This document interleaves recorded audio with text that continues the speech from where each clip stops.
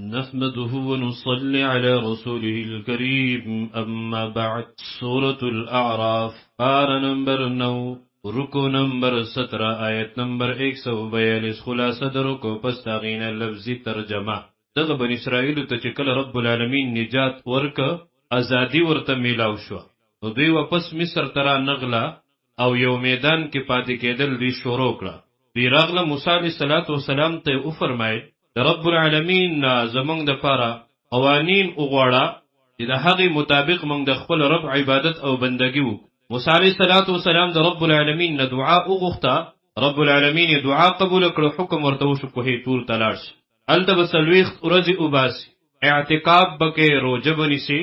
موسی علیه السلام کوهی طور کې پاتې کې هغلته ورته رب العالمین تورات ورک، برای راسې ورسره خبرې وکړي، ډېره زیاته مینه او محبت او شوق پیدا شو چې زه د رب العالمین دیدار وکم. دعا یې وغوښته ربه ما ته خپل دیدار نصیب کړه. رب العالمین ورته فرمایي دې غر ته وګوره، که چېرته دا غر په خپل ځای باندې حصار شه، ځکه غر ډېر مضبوط دی او انسان خو کمزوری دی، نو که چېرته د رب العالمین تجلی برداشت کړه ما به وګوري. موسی علیه السلام غر ته ګوري، اول وریځ راغله، هغه وریځو کې د رب العالمین د تسبیحاتو اوازونه راغله، ملائکو تسبیحات کول. رب العالمین معمولی ذره غوندې تجلی هغه غر ته ښکاره کړه، غر ریزه ریزه شو، ټوکړې ټوکړې شو. موسی علیه السلام بېهوشه شو، یو ورځ یا یو هفته پس دی په هوش کې راغی. رب العالمین ته وایي ربه زه معذرت غواړم چې ما دا دعا وغوښتله، زه د ټولو نه اول یقین کوونکی په دې خبره باندې چې په دنیا کې څوک هم د رب العالمین دیدار نشي کوله، ځکه په سترګو کې هغه قوت او طاقت نشته. البته الحمدلله ټول مؤمنان مسلمانان به په جنت کې د رب العالمین دیدار کوي. دلته موسی علیه السلام د شوق، د عشق، د مینې، د محبت د وجنه د الله دیدار وغوښته، او کوم چې د بن اسرائیلو مشرانو غوښتلی وو نو هغه خو د ضد او د عناد د وجنه، ځکه په رب العالمین په هغوی باندې عذاب راوست. رب العالمین ورته تورات ورک، ځای په ځای باندې بیا هغه واقعه بیانی. کوم کس چې متکبرین دي، تکبر کوي، دوی د قرآن نه هیڅ قسمه نفع او فایده نشي حاصلولی، او رب العالمین د داسې کسانو پروا هم نه کوي. اعوذ بالله من الشیطان الرجیم بسم الله الرحمن الرحیم. وواعدنا وعدا کړي و منګه موسی د حضرت موسی علیه السلام سره 30 لیلة د 13 شپو، واتممناها او پوره کړی موږ هغه ب10 پلس نور سره. سورة البقره کې هغه اجمالا 40 ورځې ذکر، دلته تفصیلا مراد د 40 ورځونه 13 د ذوالقعده او 10 د ذوالحجې، دغه کې اعتکاف او روژه هم وه. څنګه چې د شپې ذکر دی دغه شانتې ورسره ورځې هم مراد.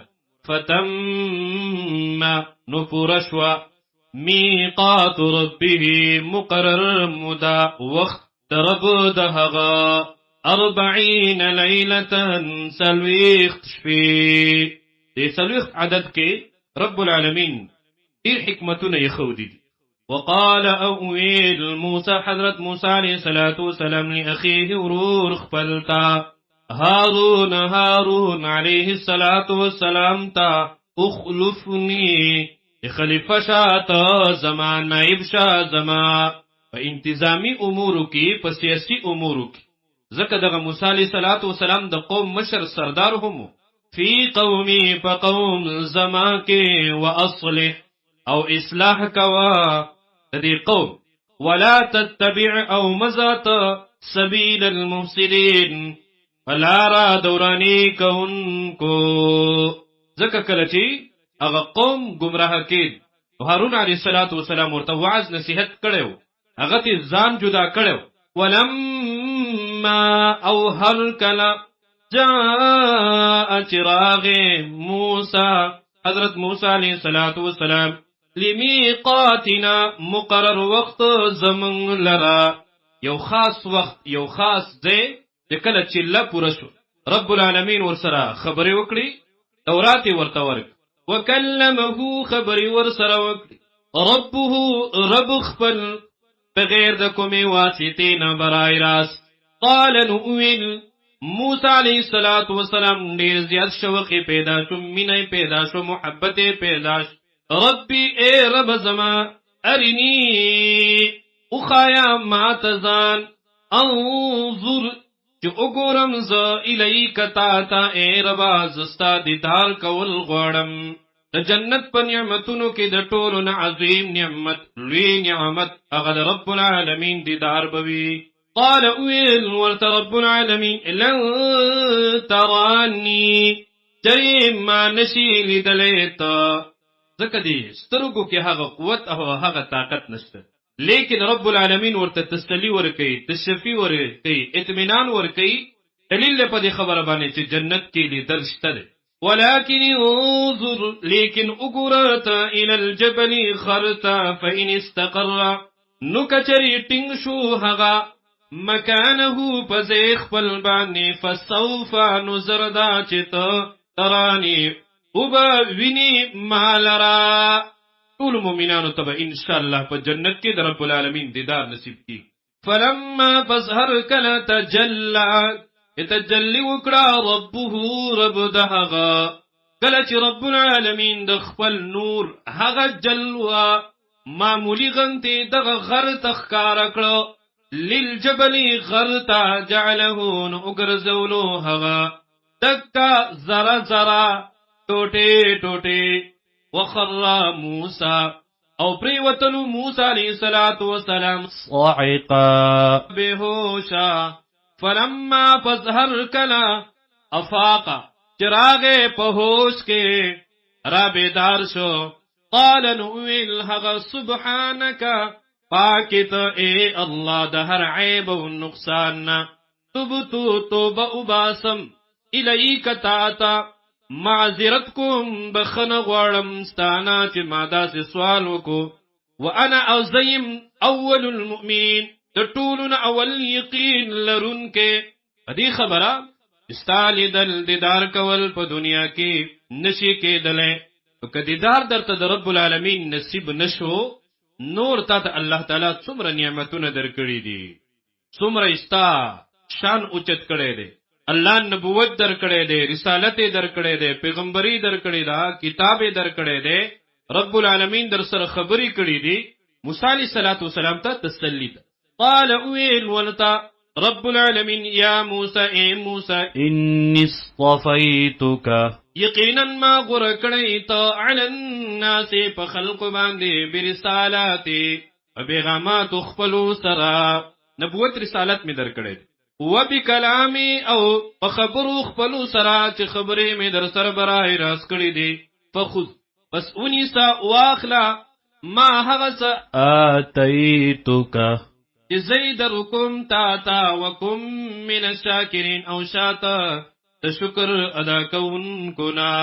وکتبنا او لکلیو من لہو حغلرا فی الالواح پتختو کے پتختو دا تورات من کل شیئن دا ہر ضروری شیزنا سمرا چه دوی دا پار ضروریو موعظتا نصیحت تخویب بشارت نصائح وتفصیلا او تفصیل د احکام لكل شيء د هر یو شیز او ویل ورته من فخذها پس انسا دا او حکم ورکا تدی بقوت بقوت سرا وامر او حکم کوا قومک قوم فلتا یخذو بعمل لکوی باحسنها پټول خیستا خبرو د دی باندې دی کی اضافت بیانی دی که څومره خبرې دي ټولې ښایسته دي. سأریکم ډېر زر ده چې وبخایم زه تاسو ته دار الفاسقین کور د نافرمانانو په دنیا کې او دغه شان دی په اخرت. کوم کسان چې تکبر کې غرور کې مبتلا وي دوی د قرآن نه او د الله د کتاب نه هیڅ قسمه فایده نشي حاصلولی او نه رب العالمین د دوی څه پروا ساتي. سأصرفو زردا چوا بڑوم ز عن آیاتی دایتونو خبرنا الذین حقیقتانو لرا یتکبرون چه تکبر کوي فی الارض پزمک کی بغیر الحق پنا حقا سرا. تکبر دا پا اس یو صورت کے جائز نہ دے چا پڑھ کے ضرب پر تکبر اللہ بده جنت ته نه داخله. انسان د هلاکت ته پر دا خبره کافی ده چې د تکبر شروع. وَإِن يَرَوْا أَوْ كَچَرِ ویني دوی کل آیت هر قسم نخا لا یؤمنو نو ایمان نراوڑی دوی بها پهغی بنده وجد زد او عناد. وَإِن يَرَوْا او کچری ویني دوی سبیل الرشد لارا د هدایت لا يتخذوه نو ننسی هغی لرا سبیلا لارا دتلو. وَإِن يَرَوْا سبیل الغی او کچری ویني دوی لار د گمراهی يتخذوه نو نسی جوړوي هغه لرا سبیلا لار. ذالک دا زکا بأنهم یقینا بكذبوا درودن گنلیو بآیاتنا آیاتنا زمن وکانو اودوی عنها دهغنا غافلین غافلا بخبرا تخویف دے. والذین هغا کسان کذبو چه درودنی گنلی دی بآیاتنا آیاتنا زمن ولقاء الآخرة يوم ملاقات آخرت قیامت نمنی ملاقات رب العالمین نمنی حبطت نبربات شو اعمالهم عملنا دهغوی هل یجزونا بدل بنشی ورکلے کے دے دویتا الا ما مگر دهغ عملنو کانو یعملون کدوی بکول.